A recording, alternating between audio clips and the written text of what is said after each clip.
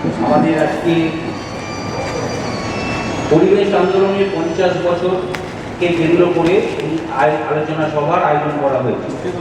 আজকে আমাদের আলোচনা সভা মূল আলোচক হিসাবে উপস্থিত হয়েছেন বিশিষ্ট বিজ্ঞানী উজ্জ্বল মুখার্জি মহাশয়।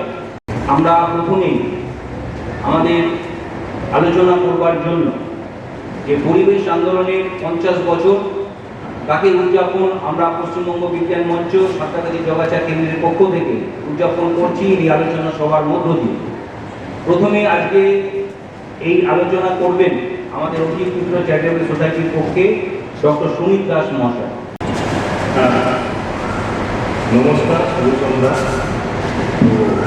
আমার নামটা ঘোষণা করে দিয়েছে পরিবেশের আলোচনার জন্য। আমি একেবারেই এই ব্যাপারে দক্ষ নই, আমি এটাকে কিছু বলবো না। আমরা শুনতে এসেছি, আমরা স্বাস্থ্য সংগঠন বলি যে অজিত মিত্র মেমোরিয়াল চ্যারিটেবল সোসাইটি বা আমরা আরও পুরনো একটা সংগঠন আছে শ্রমজীবী স্বাস্থ্য, যারা স্বাস্থ্য আন্দোলন করে চলেছে, স্বাস্থ্য সচেতনতা প্রসার করছে গত 25 বছর ধরে। তো আমরা এইটুকু বুঝতে পারি যে আমাদের একটা দাবি থাকে যে সরকার সকলের জন্য স্বাস্থ্যের দায়িত্ব। সরকার না নিলেও কখনো আমরা ইন্ডিভিজুয়ালি বা একটা এরকম সংগঠন থেকে কখনো স্বাস্থ্য ক্ষেত্রে খুব একটা কিছু ছাপ ফেলতে পারবো না। ওই যে তিনি 100 যদি পেশেন্ট থাকে তাকে কিছু যায় আসে না, 40 কোটি টাকা কিছুই না।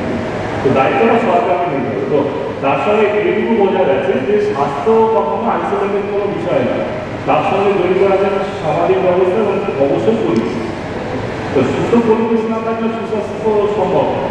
এবার এই পরিবেশ কীভাবে দূষিত হচ্ছে তার থেকে সঠিক দিশা নিয়ে যাওয়া, এই পরিবেশ দূষণমুক্ত রাখা, যাতে মানুষ সুস্বাস্থ্যের অধিকারী হতে পারে, সেই বিষয়গুলো আমার কাছে অনেক ভালো বলতে পারবো উজ্জ্বলভাবে। আমরা আশা করবো সেগুলো করবো, সেই জন্য আমি এখানে আমার এইটুকু বক্তব্য রাখলাম। ধন্যবাদ। পশ্চিমবঙ্গ বিজ্ঞান মঞ্চের কাজকর্মের সঙ্গে আমরা দীর্ঘদিন ধরে পরিচিত। আমাদের পাড়াতেও আমি যেখানে থাকি সেখানে ওনারা আজাদির পারে, যেখানে হেদুয়া পার্ক বলা হয়, দীর্ঘদিন ধরে একটা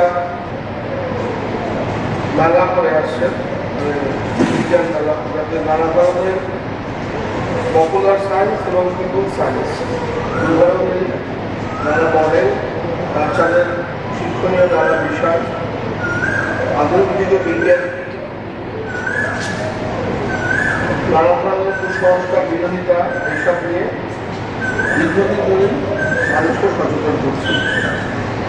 আমাদের বেশ কিছু বইপত্র আমি পড়েছি। দেবু দত্তগুপ্তের লেখা বেশ কিছু বই, বিজ্ঞান মন্ত্রীগুলো বেছে নিই। আরও অনেক বই পড়েছি। দীর্ঘদিন ধরে একটা কাজ চালিয়ে আসলে তার একটা প্রভাব নিশ্চয়ই সমাজের মধ্যে পড়ে। দু একটা ভালো কাজ করা অনেকের পক্ষেই সম্ভব, কিন্তু বহুদিন ধরে একটা নির্দিষ্ট লক্ষ্যে ভালো কাজ করে যাওয়া, এটাই আমাদের জীবনের উদ্দেশ্য হওয়া উচিত। যেখানে মেমোরিয়াল সোসাইটি তাদের ক্ষমতার মধ্যে করার চেষ্টা করছে। আমাদের মধ্যে বরিষ্ঠ বিজ্ঞানী উপস্থিত আছেন।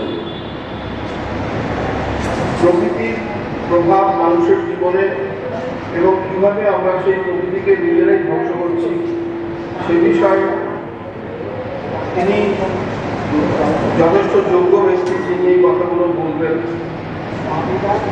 আমার আজকে একটা কথা মনে হচ্ছিল যে এখন তো নানা ধরনের দিবস রয়েছে, মাতৃ দিবস, পিতৃ দিবস, ছাত্র দিবস, নানা ধরনের দিবস রয়েছে। সেরকম 5ই জুন দীর্ঘদিন ধরে বিশ্ব পরিবেশ দিবস হিসেবে। এবার মাতৃ দিবস, এটা আমার কাছে খুব হাস্যকর লাগে, কারণ মায়ের অবদানকে একজন মানুষের জীবনে, যে আমার এখন 60 বছর প্রায় বয়স, মা দীর্ঘদিন মারা গেছে, কিন্তু মায়ের অবদানকে একজন মানুষ বা শিশুর জীবনে একটা বিকশিত মেনে ফেলা যায়। সারা জীবন যতদিন আমরা বাঁচি, যেটুকু আমরা কাজ করি, সব কিছুই তো মায়ের অবদান। একইভাবে পরিবেশের প্রশ্নটাকেও একটা দিবসে কখনো মেনে ফেলা যায় না। এটা দৈনন্দিন কাজকর্মের এবং সচেতনতার বিষয়। যেভাবে পরিবেশকে ধ্বংস করছি আমরা, এই যে পৃথিবী, এর কোনো সুবিধা এখনো পর্যন্ত অ্যাভেলের মাইক্রোস্কোপ, টেলিস্কোপ বা অন্য যে কোনো শক্তিশালী টেলিস্কোপে সারা ব্রহ্মাণ্ডে, পৃথিবীতে ব্রহ্মাণ্ডে বিজ্ঞানীরা খুঁজে পাননি। এখানে যে প্রাণের উদ্ভব হয়েছে, বিজ্ঞানীরা এটা বলেছেন বা মনেও করেন যেরকম হয়তো অন্যান্য নানা গ্যালাক্সিতে এই ধরনের প্রাণের উদ্ভব হয়ে থাকতে পারে, কিন্তু তার সঙ্গে আমাদের কোনো যোগাযোগ নেই। বিশেষ পরিস্থিতিতে, বিশেষ সময়, নানা ধরনের রাসায়নিক বিক্রিয়ার ফলে এখানে প্রাণের উদ্ভব হয়েছে। আমরা মঙ্গল গ্রহে জল খুঁজে বেড়াচ্ছি, কোটি কোটি টাকা নষ্ট করছি তার জন্য, চাঁদে জল খুঁজছি। পৃথিবীতে জলের সোর্সগুলোকে, উৎসগুলোকে আমরা ধ্বংস করে ফেলছি। সবচেয়ে বড় উদাহরণ হচ্ছে রামাসার প্রজেক্ট। আপনারা জানেন পূর্ব কলকাতায় একটা বিশাল জলাভূমি আছে। এই জলাভূমিটা সুন্দরবন পর্যন্ত চলে গেছে এবং সেটাকে কলকাতার কিডনি বলা হয়।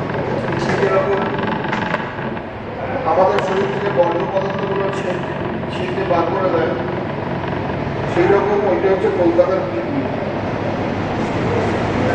এবং একটা আন্তর্জাতিক চুক্তি, যাকে রামাসার এগ্রিমেন্ট বলা হয়, তাতে ওই জলভূমি রক্ষা করা যে দেশগুলির মধ্যে যুক্ত তাদের সকলের, ইরানে এই প্রোগ্রামটা হয়েছিল, সকলের দায়িত্ব সেই জলভূমিকে প্রত্যেক দিন নষ্ট করে দেওয়া। আমাদের এর আগে যিনি মেয়র ছিলেন, উনি একটা অদ্ভুত পরিকল্পনা করেছিলেন, ভয়ঙ্কর পরিকল্পনা, যেটা ধ্রুবজ্যোতি বাবু এবং অন্যান্যরা তীব্রভাবে বিরোধিতা করেন। সেটা হচ্ছে জলভূমির মধ্যে কংক্রিটের পিলার তুলে তিনি একটা বাইপাস রোড বানাবেন এয়ারপোর্ট পর্যন্ত। সৌভাগ্যবশত সেটা হয়নি, কিন্তু হতেই পারে। দেশের যে অবস্থা, কোনো ব্যবসায়ী যদি ওই পূর্ব কলকাতার জলাভূমি ক্যাপ্টেন ভেড়িটা কিনে নেবেন বলেন উন্নয়নের নামে, সেটা তাকে বিক্রি করে দেওয়া হয়। আপনাদের এখানের মুকুটজলা যে একটা ক্রীড়া কেন্দ্র তৈরির নামে আমি শুনেছি, আমি আপনাদের রিপ্রেট করেছি, যেভাবে বন্ধ করে ফেলা হচ্ছে। হাওড়া একটা স্থায়ী বন্যা কবলিত এলাকা হিসেবে, হাওড়া বিভিন্ন জায়গা আছে যেখানে এক কোটি জল ঢাললে আর জলটা বেরোয় না, দুধনার অন্যান্য জায়গায়। স্থায়ী বন্যা কবলিত এলাকা হিসেবে উন্নত হবে। আমাকে বিশ্বজিৎ বলছিলেন যে সবসময় হাওড়ার বিভিন্ন জায়গায় গোড়াদি বা হাঁটু পর্যন্ত উঁচু জল জমে যায়। এর সঙ্গে শরীরের যে অঙ্গাঙ্গিভাবে জড়িত, আমরা মনেই করি যে ওষুধ দিয়ে মানুষকে সারানো যায় না। একটা ছোট্ট গল্প বলবো, খুব বেশি সময় নেব না। একজন কৃষক প্রচুর সারা বছরই সর্দি কাশি জ্বরে ঘুরত, বিভিন্ন ডাক্তারের কাছে ঘুরত, কেউ অ্যামক্সিসিলিন, কেউ সিপ্রোফ্লক্সাসিন, কেউ অগমেন্টিন, এসব দামি দামি ওষুধ দিত, সে কখনো খেতে পারতো, কেউ খেতে পারতো না। শেষে একজন ডাক্তারের কাছে গেল, যিনি জনদরদি ডাক্তার, তিনি লিখে দিলেন দুয়াটি খড়, অর্থাৎ কৃষকের ঘরের যে চালা, এই চালাটা ফুটো। সারা বছর ধরে বৃষ্টি পড়ে আর সেও অ্যাজমা বা অন্যান্য রোগে ভোগে। স্বাস্থ্যের পাঁচটা স্তম্ভ আমরা মনে করি। একটা হচ্ছে খাদ্য, একটা হচ্ছে পরিশ্রুত পানীয় জল, খাদ্য বলতে সুষম খাদ্য। একটা হচ্ছে কৃষি, কারণ খাদ্য এবং কৃষি অন্তর্গতভাবে জড়িত।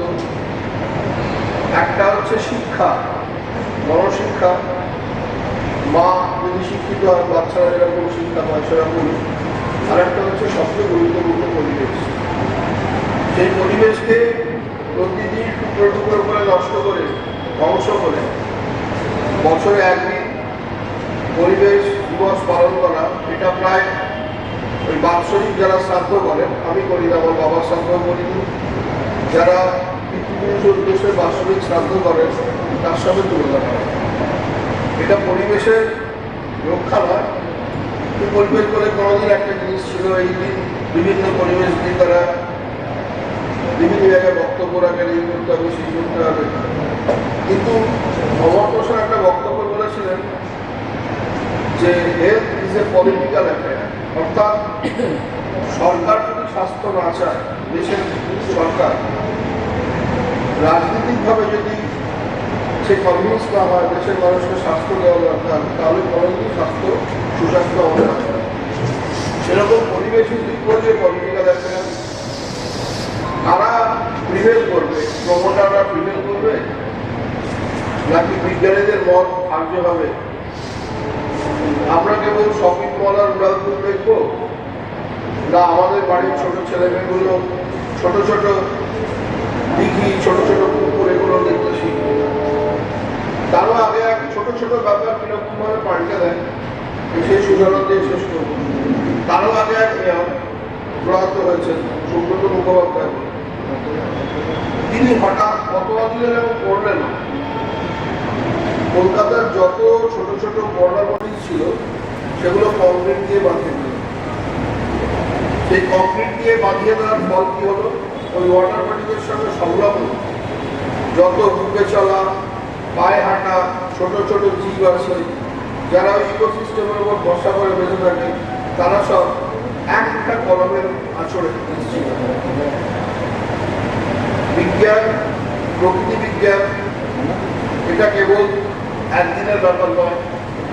আজকেই একটা লেখা করেছি, এখনো নাকি প্রতি বছর কেবল পরিবেশ বিপর্যয়ের জন্য 450 থেকে 700 প্রজাতি পৃথিবীর বুক থেকে নিশ্চিন্ন হয়ে যাচ্ছে প্রতি বছর। তো আজকে আমাদের কাজের শেষ না, আজকে কাজ আরম্ভ হচ্ছে। যেখানে দেখবেন পরিবেশের বিধি লঙ্ঘিত হচ্ছে, যেখানে দেখবেন আপনার কেউ শক্তিশালী, কেউ পরিবেশকে ধ্বংস করছে, সেখানে প্রতিবাদ সরকারি জায়গায় প্রতিবাদ করুন। প্রতিবাদ মানে মারপিট করা, খুশি করে চালানো নয়, সেটা আমরা পারবো না, আমাদের ক্ষমতা কম। কিন্তু আইনি পথে প্রতিবাদ করে যতটুকু বন্ধ করা যায় এবং তার সঙ্গে আমাদের যারা পরবর্তী প্রজন্ম তাদের পরিবেশের গুরুত্ব আমরা যেন সারা জীবন ধরে বোঝাই, কেবল একটা দিনের জন্য। এই বলে আরো গুরুত্বপূর্ণ কথা আমাদের বরিষ্ঠ বিজ্ঞানীর কাছ থেকে শোনার আশা রেখে আমাদের হচ্ছে যে আমি খুব প্রথাগতভাবে শুরু করলাম না, মাফ করবেন। তবে একটা ডাক্তারবাবুদের কথা সূত্র ধরে আমার মনে হয় আলোচনায় আমরা অবগত হতে পারি। সেটা হচ্ছে অভিজিতের যে নামে যে চ্যারিটেবল ডিসপেন্সারি বা স্বাস্থ্য আন্দোলন, তাতে এখানে রুগী দেখা হয়। ডাক্তারবাবু প্রথমেই বললেন যে যদিও স্বাস্থ্য ব্যবস্থাটা আর চিকিৎসা ব্যবস্থা দুটো এক না, এবং আমরা যে 5টা বিশেষ সূত্রের কথা জানতে পারলাম, যা ঠিকঠাক থাকা দিয়ে মানুষের স্বাস্থ্য ঠিক আছে কিনা বোঝা যায়।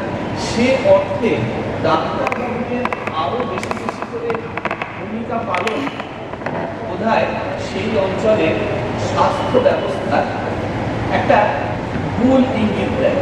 ডাক্তারের যত পেশেন্ট দেখে ও পাড়ার স্বাস্থ্য তত খারাপ। অর্থাৎ ডাক্তারের বসা যত পড়বে, যত কম লোক ডাক্তারের কাছে যাবে, আমরা নিশ্চয়ই বলতে পারি তত জনস্বাস্থ্যটা ভালো হবে। এই আন্দোলনের একদম সামনে আমাদের ডাক্তারবাবুরা আছেন, এর থেকে আসার কথা কিন্তু আর নেই। ঠিক একই রকম ভাবে পরিবেশের তো আর ডাক্তার নেই, কাছে কাছে আমাদের প্রত্যেকটা মানুষ যেহেতু জামা কাপড় পরিষ্কার করি, ঘরদোর পরিষ্কার রাখি, ছেলেপিলারা যখন বড় হয় তাদের নিজেদের সুস্থভাবে তার আশপাশটা পরিষ্কার রাখতে শেখাই, ঠিক তেমনি ভাবে ঘরের বাইরে সংসারের বাইরে, পাড়ার বাইরে, অঞ্চলের বাইরে, জেলার বাইরে, রাজ্য, দেশ, সমস্তটুকু পরিবেশ, সেই পরিবেশের ডাক্তারবাবু আমাদের প্রত্যেকের হয়ে উঠতে হবে। সর্বশেষ ডক্টর গুপ্ত যা বললেন শুনলাম, আমরা সকলেই শুনেছি, যে আমাদের ভূমিকা হবে পরিবেশকে নিয়ে যারা ছেলে খেলা করছে চোখে দেখলে প্রতিবাদ করো।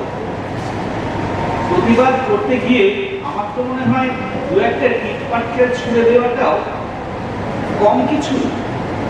তাতে একটা ফিরে এসে যদি আমার মাথা ফাটে, কোথাও তাই শুনতে হবে। কিন্তু পরিবেশের উপরে আক্রমণ যে জায়গায় আজকে নিয়ে চলে গেছে আশপাশ, কারা কি নিতান্ত আস্তে আস্তে বুঝবার চেষ্টা করব। তাতে করে প্রতিবর্ত প্রতিক্রিয়ায় আমাদের যদি একটু বেশি হয়ে যায়, তাহলে পাশের লোকটা যেন তার পাশে গিয়ে দাঁড়াতে পারি। এইটা 5ই জুন পরিবেশ দিবসে আমাদের খুব একটা ভূমিকা। পরিবেশের ব্যাপারে একটা কথা বলা হয় পরিভাষা, থিঙ্ক গ্লোবালি, অ্যাক্ট লোকালি। মানে তুমি পরিবেশ নিয়ে যখন ভাববে, সারা পৃথিবী নিয়েই তোমায় ভাবতে হবে। কারণ পরিবেশের এখানে একটু হাওয়ার দূষণ এখানে সীমাবদ্ধ থাকে না। খানিকটা গঙ্গা জলের দূষণ, তার থেকে কিন্তু ট্রেস করে দেখা যায় যে উত্তর মেরু বরফ গলে যাওয়ার সঙ্গে তার সম্পর্ক রয়েছে। কিন্তু সেখানে গিয়ে তো আমি কাজ করতে পারি না। আমার অ্যাকশন, আমার কাজটা আমার অঞ্চলের মধ্যেই সীমাবদ্ধ থাক। আমার পাশের বাড়ি, আমি যদি ফ্ল্যাটে থাকি তাহলে অন্য ফ্ল্যাটের মানুষজন, তাদের সঙ্গে বিনিময়ের মাধ্যমে আমরা পরিবেশ ঠিক রাখার একটা নির্দিষ্ট প্রকল্প সেটা ঠিক করে দিতে পারি। কিন্তু এইটুকুতেই সবকিছু হয়।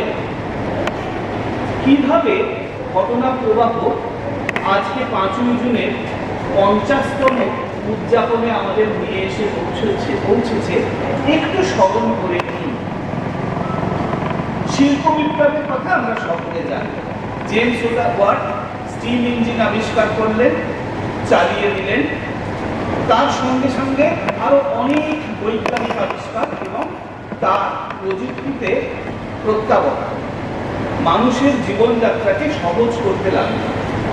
ডাক্তারবাবুরা আছেন, একদিন ডাক্তারবাবুদের থেকে এরকম একটা সভায় আমরা সকলে যদি শুনি পেনিসিলিনের আবিষ্কার, শুধু ওই একটা ছোট্ট আবিষ্কার মানুষের জীবনটাকে কতটা সুস্থিতি দিয়েছে 1 লাখ। কিন্তু এই আবিষ্কারগুলো আবার তার প্রযুক্তিকে যারা প্রয়োগ করে এবং প্রয়োগ করে একটা নির্দিষ্ট কারণে, সেটা হচ্ছে মুনাফা আদায়ের জন্য। আমরা গত 2-2.5 বছর ধরে তো একটা ওই অবস্থার মধ্যে দিয়ে গেলাম। পৃথিবী কখনো দেখেনি সারা পৃথিবীতে লকডাউন হয়েছে, ইতিহাসে কখনো হয়নি। তার মধ্যে আমাদের নিয়ে চলে গেল। অবশ্যই এটাও অবক্ষয়ী পরিবেশের একটা অত্যন্ত খারাপ নিদর্শন। যে জানোয়ার জঙ্গলে থাকে তার জঙ্গলকে আমরা তার মধ্যে ঢুকে পড়েছি, তার পরিস্থিতিকে, তার থাকার বেঁচে থাকার অবস্থাকে একদম নিকেশ করে দিয়েছে। সুতরাং আমার সভ্যতা যে উদ্ভূত উপকরণগুলো সেটা তার জীবনযাত্রায় বিশেষভাবে কামড় বসিয়েছে। তাদের যে স্বাভাবিক জিনের বিবর্তন, সেই বিবর্তনকে অত্যন্ত দ্রুত গতিতে এবং অস্বাচ্ছন্দ্যের দিকে চালিত করেছে। যে ভাইরাস তার শরীরেই বসে থাকে, সেটা সেখান থেকে লাফিয়ে চলে এসেছে আমাদের মধ্যে, এবং আমাদের মধ্যে এসে যখন আমার কোষকে গিলে খেতে শুরু করেছে, তখন কিন্তু আমাকে তার জন্য প্রস্তুতির কোনো সময় দেয়নি। পৃথিবীর সমস্ত হিউম্যান রেস তারা একটা বিরাট প্রশ্নের সামনে দাঁড়িয়ে রয়েছে। একদিক থেকে দেখতে গেলে এটাও একটা পরিবেশের ওপর আক্রমণের প্রতিবর্তী রিয়াকশন ও ফিরিয়ে দিয়েছে। ঠিক এইরকম ভাবে আজ থেকে 200-250 বছর আগে থেকে যখন শিল্প উদ্ভূত হতে থাকলো, আরো বেশি বেশি করে তার প্রয়োগ হতে লাগলো, আমাদের নানান সামগ্রী নতুনভাবে আমাদের কাছে আসতে লাগলো। বিভিন্ন দেশ দখল করা তাগিদে এই রাষ্ট্রশক্তি শিল্প বিপ্লবের যে আশীর্বাদ সেটাকে ব্যবহার করতে লাগলো যুদ্ধাস্ত্র তৈরি। দুটো বিশ্বযুদ্ধ দেখলাম আমরা।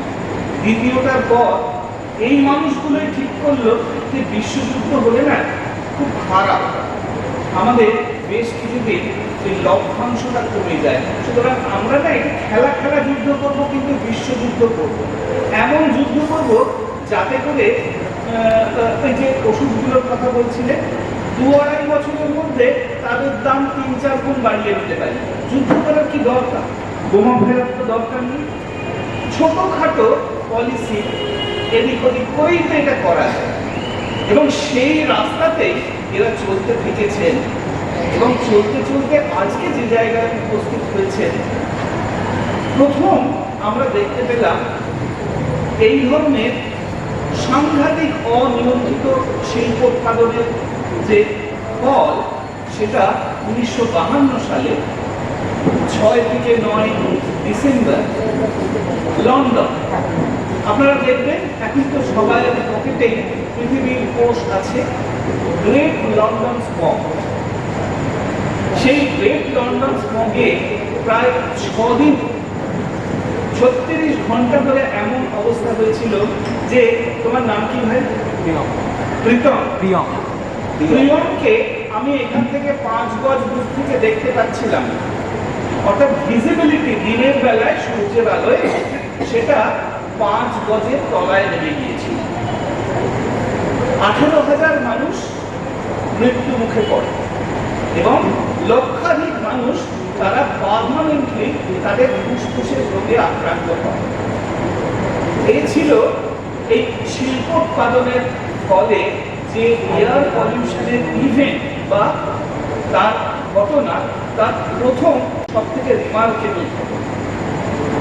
তারপরে আরো অনেক ছোটখাটো ঘটনার মধ্যে দিয়ে 60-এর দশকের শেষের দিকে 66, 67, 68, 69 এবং 70-এ পরপর 4-5 বছর উত্তরের 3টে দেশে, নরওয়ে, সুইডেন, ডেনমার্ক, তার মধ্যে সুইডেন শহরের দেশের স্টকহোম শহরে সব থেকে বেশি সাংঘাতিক অ্যাসিড বৃষ্টি দেখা যায়।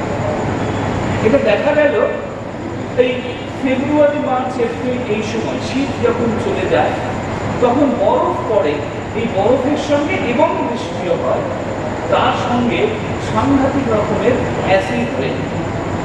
আপনারা এটা ইন্টারনেটে দেখা যায় যে অ্যাসিড রেনে ক্ষতিগ্রস্ত সুইডেনের সে বহু প্রাচীন পাথরের বিশাল বড় বড় ইমারত, তার গায়ে একদম ঠিক যেন নালি কেটে জলটা নেমে গেছে যখন অ্যাসিড, এত বড় অ্যাসিড রেইন ওখানে হয়েছে। 3-4 বছর এই ঘটনা যখন ঘটতে থাকলো, পৃথিবীর বিজ্ঞানীকুল তারা শঙ্কিত হলো। প্রথম শঙ্কিত হলো যাদের পৃথিবী দখলের নেশা, যারা শিল্প মালিক এবং বড় ব্যাংক, বড় পুঁজির আড়ত তার অধিকারী, তারা বিজ্ঞানীদের সামান্ত প্রায় 500-550 মানুষ, তারা একযোগে 2-3 বছর কাজ করে বলে দিন যে ওই ইংল্যান্ডে শিল্পোৎপাদনে সেখানে যে কয়লা পুড়িয়ে সালফার আর নাইট্রোজেনের অক্সাইড ওখান থেকে বাতাসে মিশে তারা নির্দিষ্ট রাস্তায় বায়ু চালিত হয়ে ঘনীভূত হয়ে এই সময়ে এই নর্ডিক কান্ট্রি সেখানে ছড়িয়ে পড়ে। এই যে অ্যাসিড রেইন, এই অ্যাসিড রেইন এমন একটা শিবদাঁড়ায় শিকরণ বইয়ে দিল সারা পৃথিবীর মানুষের কাছে যে তারা বলল, না, এবারে কিন্তু আমাদেরই প্রাণঘাতী একটা বিষয়, একটা ফ্র্যাঙ্কেনস্টাইনকে আমরা জন্ম দিয়েছি। তখন 184টা পৃথিবীর দেশ তারা ঠিক করলো যে আমাদের আলোচনায় বসতে হবে। 1972 সালে স্টকহোম শহরে সেই প্রথম ধরিত্রী সম্মেলন, যার উদ্বোধন করেছিলেন শ্রীমতী ইন্দিরা গান্ধী। তৎকালীন ভারতবর্ষের প্রধানমন্ত্রী।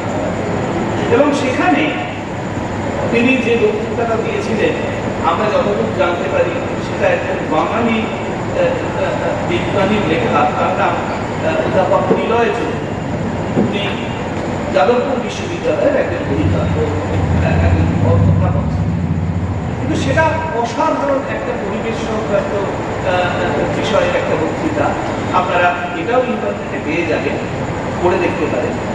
এবং এই সম্মেলনে যে আলোচনা হয় সেই আলোচনা থেকে সারাক্ষণই জানতে পারে যে পরিবেশ খারাপ হয়ে গেলে কি করবে রাষ্ট্রের হাতে তার কোনো উইপন, তার কোনো অস্ত্র নেই। রাষ্ট্রের হাতে অস্ত্রটা কি? অস্ত্র হচ্ছে আইন। কেবলমাত্র একটা আইন তার আগে পরিবেশ সংক্রান্ত আছে বলে খুঁজে পাওয়া গেল, সেটাও এই শহর কলকাতা। ব্রিটিশরা যখন কলকাতায় তখন তাদের রাজধানী কলকাতায়, এবং ভিক্টোরিয়া মেমোরিয়াল হল তৈরি হয়েছে, সাদা ইটালির মার্বেল পাথরের সৌধ। সেখানে তখনকার ইন্ডাস্ট্রি মানেই হচ্ছে কালো ধোঁয়া উদ্গীরণ। এই ব্ল্যাক শুট তারা নিয়ে ঝরে পড়ে এবং ওই সৌধকে কালিমালিপ্ত করে। এটা লালবাহাদুর সাহেবের পছন্দের বিষয় ছিল না। তারা একটা আইন আনলো যাকে বলে স্মোক নুইসেন্স অ্যাক্ট 1904। স্মোক একটা নুইসেন্স, সুতরাং এই সৌধের 5 কিলোমিটারের মধ্যে, তখন মাইল ছিল, 5 মাইলের মধ্যে যদি কোথাও কোনো চিমনি দিয়ে কালো ধোঁয়া বেরোয় তৎক্ষণাৎ ইন্সপেক্টররা গিয়ে সেই কারখানায় তালা ঝুলিয়ে দিয়ে আসতে। এই ছিল সেই আইনের মুখ্য উদ্দেশ্য। কিন্তু তা হলেও বলা যেতে পারে সেটা পরিবেশ বিষয়ক একটা আইন, যেটা পৃথিবীতে প্রথম আমরা খুঁজে পাচ্ছি। এরপরে 72-এর যে সিদ্ধান্ত, সেগুলো যারা সই করলো সেই সব দেশ, তারা 1974 সাল থেকে পরিবেশ বিষয়ক আইন বলবৎ করতে শুরু করল। আমাদের দেশেও জল দূষণ সংক্রান্ত প্রথম পরিবেশ আইন 1974, এরপর 81-তে হাওয়া দূষণ আইন, তারপরে সাংঘাতিক, মানে পৃথিবীর ইতিহাসে সবচেয়ে বড় শিল্প দুর্ঘটনা ভোপাল গ্যাস ট্র্যাজেডি। তার বিস্তারের মানে কি হয়েছিল সেটা নিশ্চয়ই আজকে আলোচনার বিষয় নয়, কিন্তু সেটা যখন ঘটলো তখন আমরা বুঝলাম যে আমাদের, এবং আমরা কিছু করতে পারি, কাউকে শাস্তি দিতে পারিনি, এমনকি ক্ষতিপূরণও সরকার যতটুকু দিয়েছে, যাদের দেওয়ার কথা তাদের কাছ থেকে কিছুই পাই। তখন 1986 সালে এনভায়রনমেন্ট প্রোটেকশন অ্যাক্ট এলো। এই এনভায়রনমেন্ট প্রোটেকশন অ্যাক্টকে একটা আমব্রেলা অ্যাক্ট বলা হয়। তারা একটা ছাতার মতো, তাতে যা লেখা আছে তারা অন্য সব আইনের উপর দিয়ে যায়।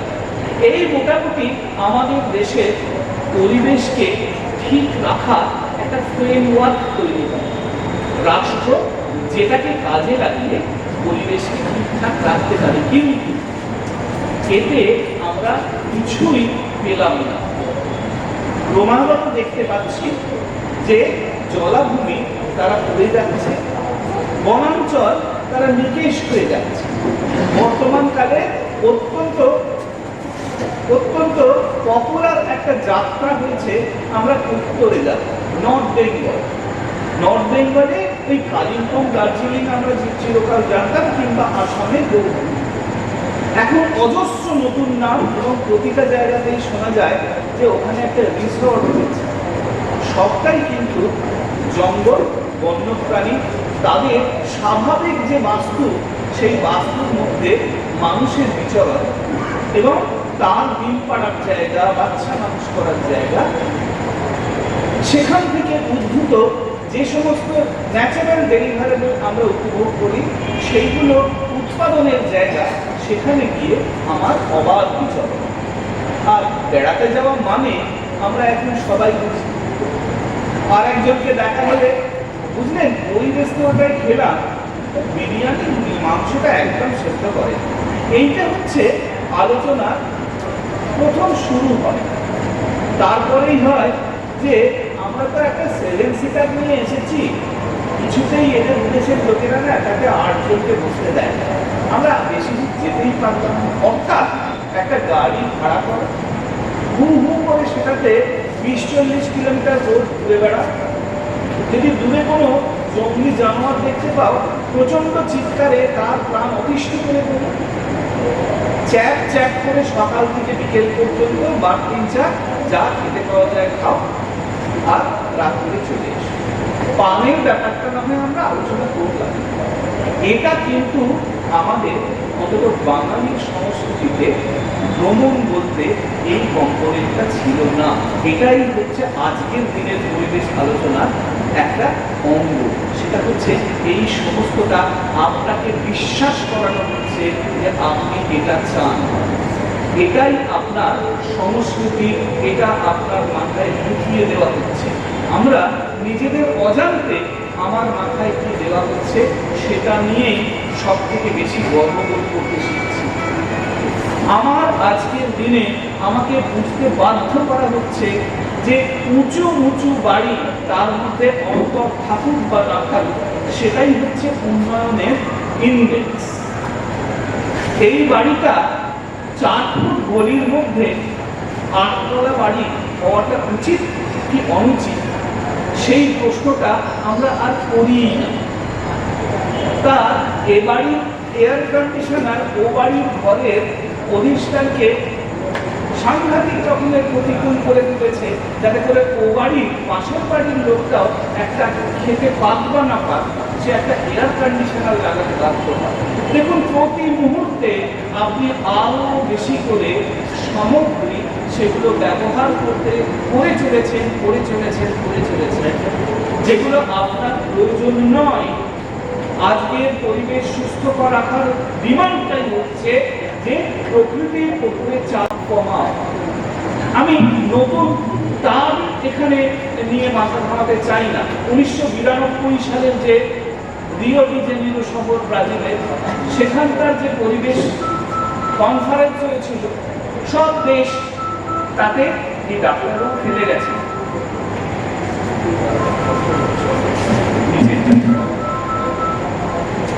সব দেশ তাতে স্বাক্ষর করেছিল। তারা বলল যে হ্যাঁ, আমরা একটা টেকসই উন্নয়ন, তাতে আমরা সবাই মিলে তাতে র্যালি করব। টেকসই উন্নয়ন তার পরিভাষায় বলে হচ্ছে সাস্টেইনেবল ডেভেলপমেন্ট। সাস্টেইন করতে পারা কথাটার মানে কি? আপনি আমরা অল্প বিস্তর ছোটবেলায় যারা এখানে বসে আছেন তাদের সকলেই অল্প বিস্তর আমরা শরীর চর্চা করেছি, কেউ কেউ ডাম্বেল বাগেরও ভেজেছে।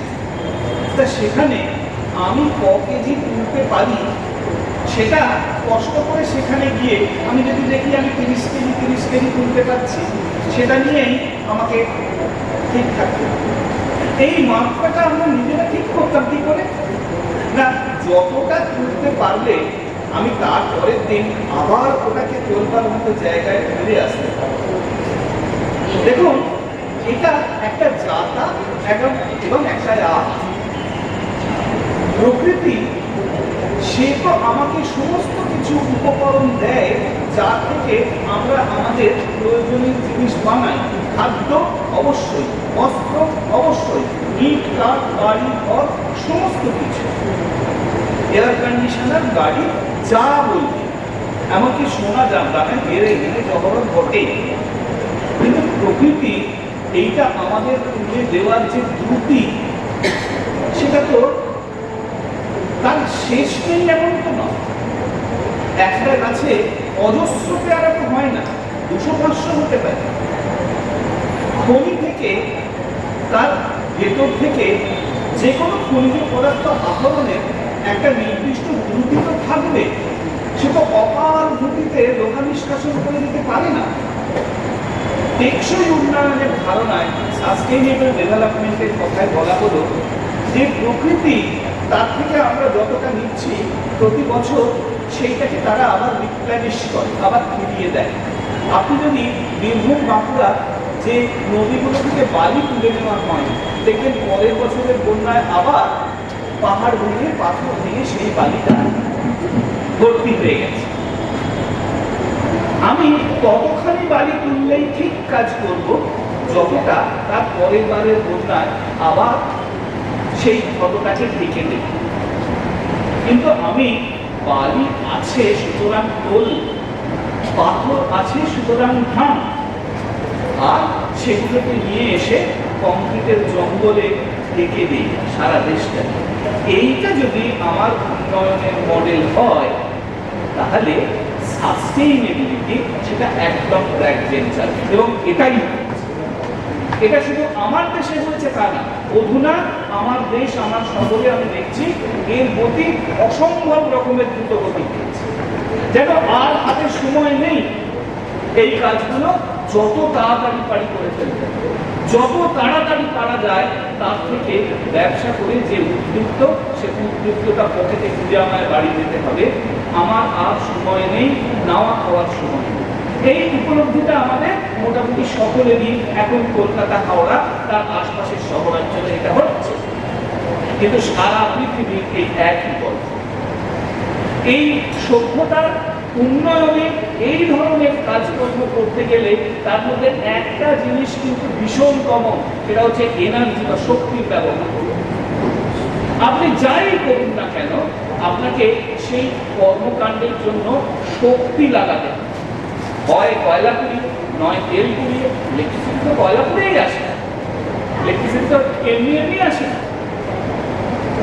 তা এই শক্তির যে ব্যবহার, এই শক্তির ব্যবহার করতে গিয়ে শক্তির ভান্ডারটাও কিন্তু ঠিক একই রকমের অপরিমিত নয়, এবং তার নিষ্কাশন আমরা সারা পৃথিবীব্যাপী এত দ্রুত করে চলেছি যে তার গরিবকে তাকে রিপ্লেনিশ করার কোনো সুযোগই আমরা দিচ্ছি, এবং সুযোগ দিচ্ছি না বলে ওই অল্প একটা রিসোর্সের ওপরে যারা শক্তি বেশি, যাদের বাহুবলী, তাদের অধিকার তারা কায়েম করেছে। এবং আলটিমেটলি এটা তো রূপান্তরিত হয় কত টাকায় আপনি পাবেন, কি খিদমত দিয়ে এটা আপনি ভোগ করতে পারবেন। তাই যে 5 স্কোয়ার ফুট ফ্ল্যাট বিক্রি হতো আজ থেকে 20 বছর আগে যে দামে, এখন সেই দামে কেন হয়? এমনকি আমি আজ থেকে 6 বছর 7 বছর আগেও শিবপুর বাজার, চ্যাটার্জিহাট বাজারে আমার বাড়ি হচ্ছে ওই হাজারহাটকালীতলা, এইসব জায়গায় 8 টাকা 10 টাকা কেজি বেগুন কিনেছি এখন, যেটা 80 টাকার তলায় সম্ভব নয়। কেন? কারণ এটা ওষুধের ক্ষেত্রেও যা, আপনার খাদ্যদ্রব্যর ক্ষেত্রেও তাই, আর আপনি ফ্ল্যাট কিনবেন তার ক্ষেত্রেও। যখন ক্রাইসিস হয়, যখন প্রকৃতি যতটা আপনাকে দিতে পারছে আপনি তার থেকে অনেক দ্রুত গতিতে তার থেকে আহরণ করেন, এবং আহরণ করাটা আপনার দরকার, এটা যখন আপনাকে বুঝিয়ে দেওয়া হয়, এই বুঝিয়ে দেওয়ার জন্য যে খরচটা সেটাও আপনার পকেট থেকে নেওয়া। আজকাল বিশেষ করে রবিবারের কাগজটা যদি খবর পড়তে চান, বেশ এক্সারসাইজ করে নামতে হবে যে কটা পাতা উল্টালে আমি খবরের পাতায় যাব। এই বাকি পাতাগুলো সমস্ত অ্যাডভার্টাইজমেন্ট, খোঁজ নিয়ে দেখবেন এক একটা পাতায়, পুরো পাতায় অ্যাডভার্টাইজমেন্ট ছাপতে 15 থেকে 20 লাখ টাকা খরচ। এই খরচ করে যে প্রোডাক্টটাই সেখানে আসুক না কেন, এবং বেশিরভাগ দেখবেন আজকাল হয় বাড়ি তৈরি, আর তা নয় শিক্ষা, আর তা নয় স্বাস্থ্য। কোথায় ভীষণ ভালো ডাক্তারবাবু আছে, একদম ডাক্তারবাবুকে মুচ্চ কষিয়ে, এবং তারা অক্ষরভাবে, অর্থাৎ তারা সকাল বিকেল ওই আমার দিদা ছিলেন গোষ্ঠ ওই মালা জপতে, তারা সকাল বিকেল মালা জপে যে ওই ওই জায়গার কটা লোকের হার্ট অ্যাটাক, যত হার্ট অ্যাটাক তত মজা, এবং তত ওরা আপনার কাছে এগিয়ে দিচ্ছে যে এইটাই হচ্ছে তোমার স্বাস্থ্য ব্যবস্থা। স্বাস্থ্য ব্যবস্থা বলতেই আমার রাষ্ট্র আমার কাছে নেমে এসেছে যে তোমার বিনি পয়সার চিকিৎসার ব্যবস্থা করে দিচ্ছি, এটাই হচ্ছে তোমার স্বাস্থ্য ব্যবস্থা। অর্থাৎ অ্যাডভার্টাইজমেন্ট যে ব্যবসা করবে সে, এবং রাষ্ট্র সেও তার সঙ্গে একই রকমভাবে তানপুরা বাজাতে বাজাতে আমায় বুঝিয়ে দিচ্ছে যে তুমি গাড়িটায় করো, সেখান থেকে উঠবার ব্যবস্থাটা সেটাও একটা বড় ব্যবসা। সেই ব্যবস্থার জন্য আমি আছি, আমি তোমায় এই সামগ্রীটা করবো।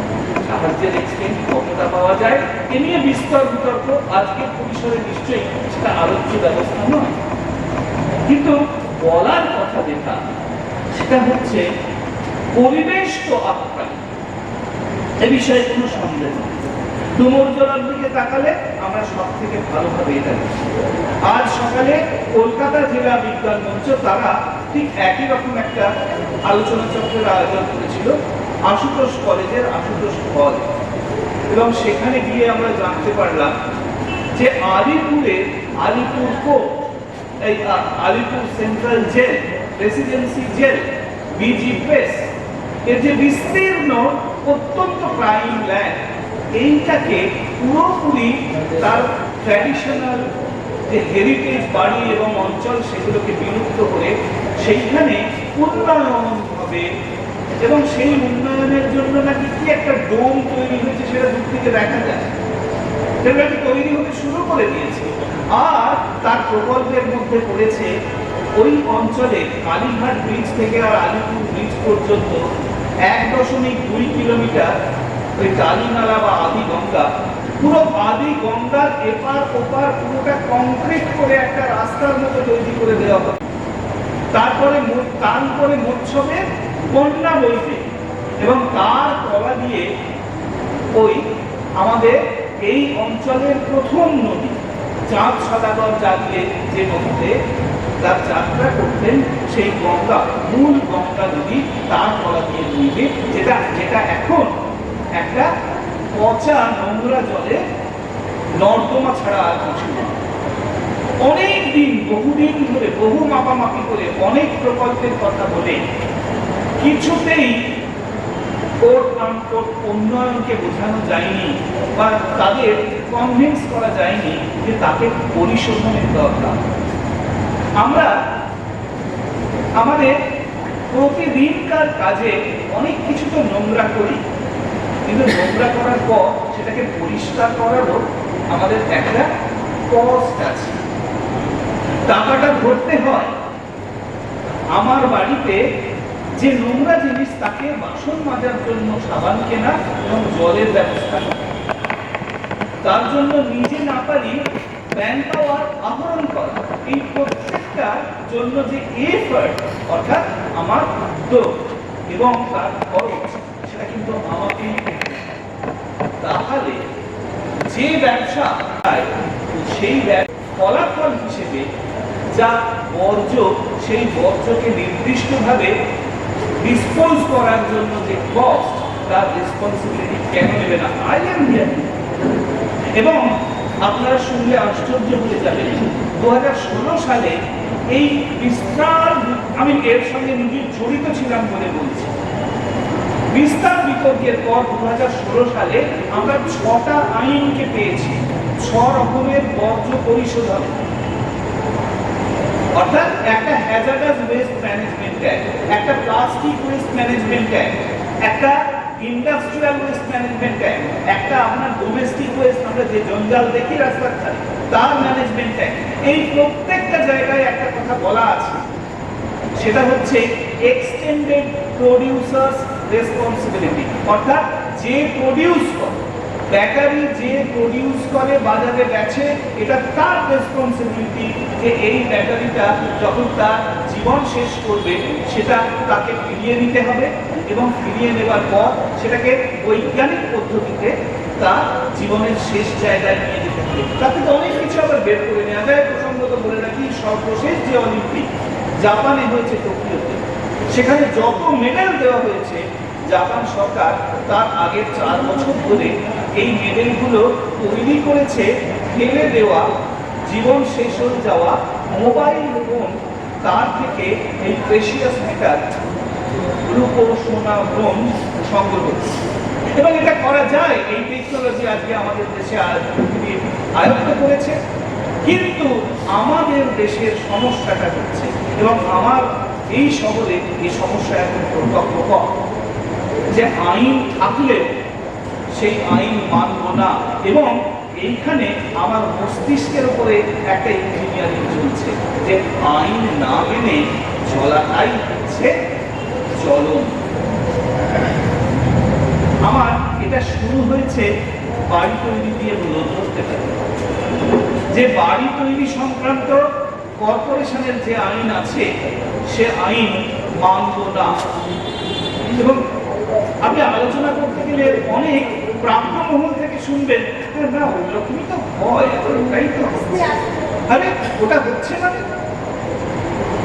এইটা শিক্ষায় সামনে প্রয়োজন নেই আমার স্কুল খুলে রাখা, প্রয়োজন নেই স্কুলে যে শিক্ষা হয়, স্কুল যে আলোকবর্তিকা, সে যে লাইট হাউসের মতো একটা অঞ্চলে চিরকাল বিরাজ করেছে, আমরা দেখে এসেছি, এবং আমরা সেই ব্যবস্থারই প্রোডাক্ট। সেই স্কুলের ভূমিকাকে এবং স্কুল মাস্টারদের ভূমিকাকে একদম শূন্যে নামিয়ে দেওয়া হচ্ছে। এমন গুণপড়ার মাস্টার মশাইরা স্কুলে আসছেন, এবং যে কষ্ট তারা স্কুলে আসছেন, সারা জীবন দিয়ে তাদের উপরে আদায় করে উপরে ইনকামের মাধ্যমে তাদের এই ক্ষতিপূরণ তুলে যেতে হবে।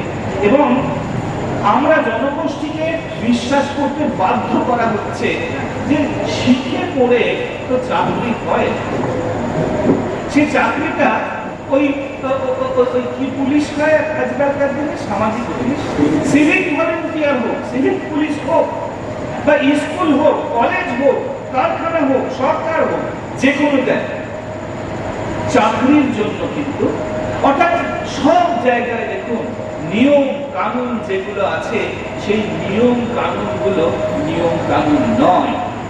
সুতরাং আইন থাকলেই যে আপনি আপনার পরিবেশ পাবেন, সে পরিবেশ বাস্তবিক পরিবেশ হোক, আপনার মস্তিষ্কের পরিবেশ হোক, সেটা যে আপনি পাবেন এর কোনো গ্যারেন্টি নেই।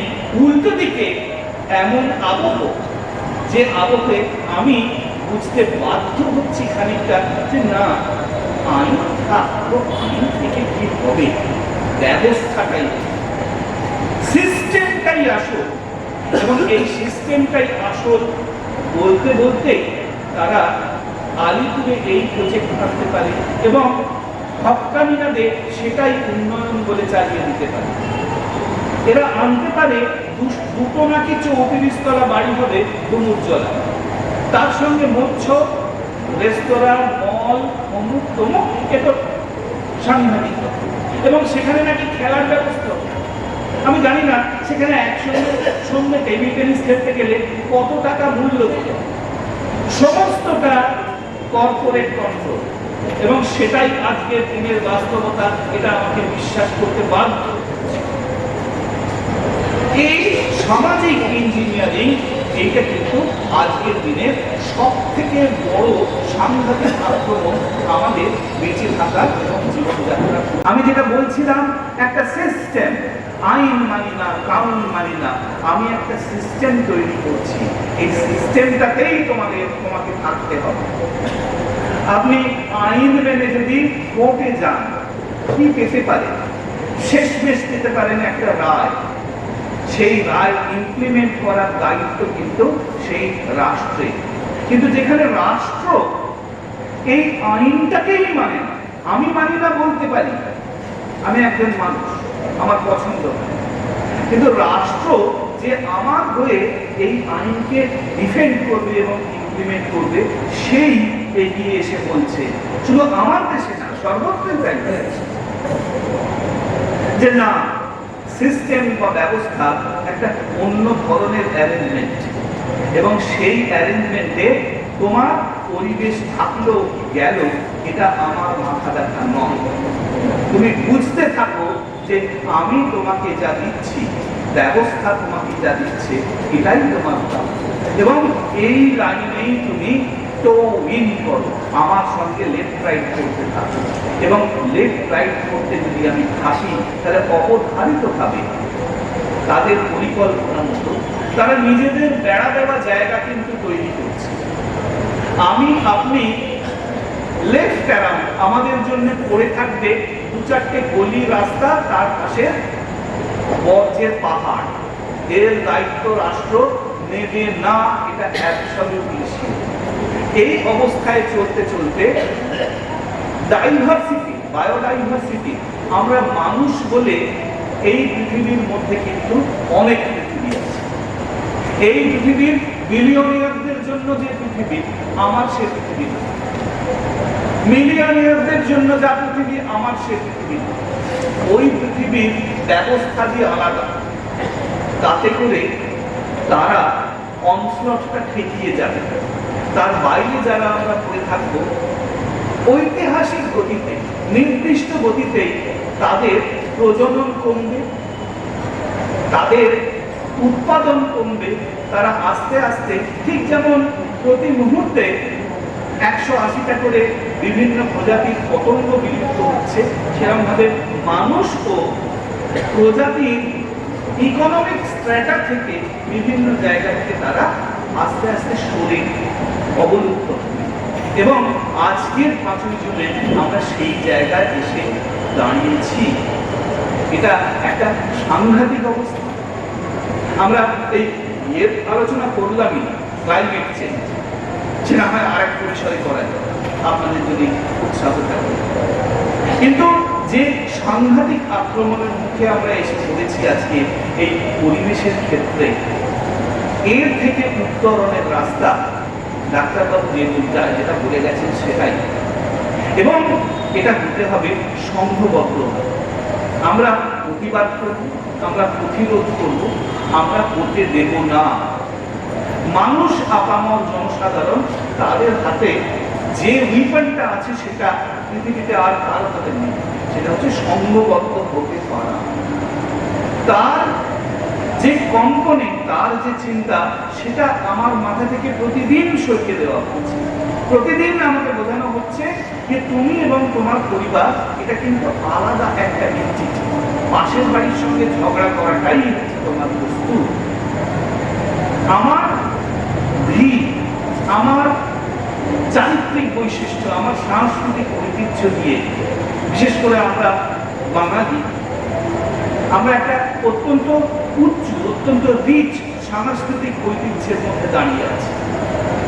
তাই দিয়ে আমরা এই পরিস্থিতির মোকাবিলাটা করবই। আমি একটা অনেক কিছুই উল্টে উল্টে দেখছিলাম। মুখে কথা ঢুকিয়ে তো চিরকাল এসেছে ওই কয়েকজন মানুষ, তার মধ্যে সবসময় আমরা রবি ঠাকুরের কথাই অনেকক্ষণ বলেছি। এক্ষুনি হয়তো মাথায় আসবেন, আমি লিখে এনেছি 2 লাইনের একটা ছোট্ট ছড়া, শেষ করি সেটা দিয়ে। এর থেকে বেশি প্রাসঙ্গিক আজকের দিনে আর কিছু আমার কাছে মনে হলো। বহুদিন ধরে, বহু ক্রোশ দূরে, বহু ব্যয় করি, বহু দেশ ঘুরে, দেখিতে গিয়েছি পর্বতমালা, দেখিতে গিয়েছি সিন্ধু, দেখা হয় না চক্ষু মেলিয়া, ঘর হতে শুধু 2 পা ফেলিয়া, একটি ধানের শীষের উপরে একটি শীষের বিন্দু। আমরা সারা পৃথিবীর আলোচনাটা মাথায় নিয়ে আসুন আজকের দিনে আমার শিশির বিন্দুর অনুসরণ করি। আমার পাশের বাড়ির মানুষটিকে তার সাথে পায়ে পা মিলিয়ে আমরা একই রকমের আক্রমণের মুখে দাঁড়িয়ে আছি, যেহেতু আমরা একই সঙ্গে তার উল্টো দিকে দাঁড়াবার জন্য যৌথবদ্ধ করি। পশ্চিমবঙ্গ বিজ্ঞান মঞ্চের এটাই প্রোগ্রাম, এবং এই প্রোগ্রামে বিজ্ঞান মঞ্চের ভলেন্টিয়াররা সবসময় আপনাদের সঙ্গে থাকবে এই আশা করে আজকের দিনটা শেষ করছি।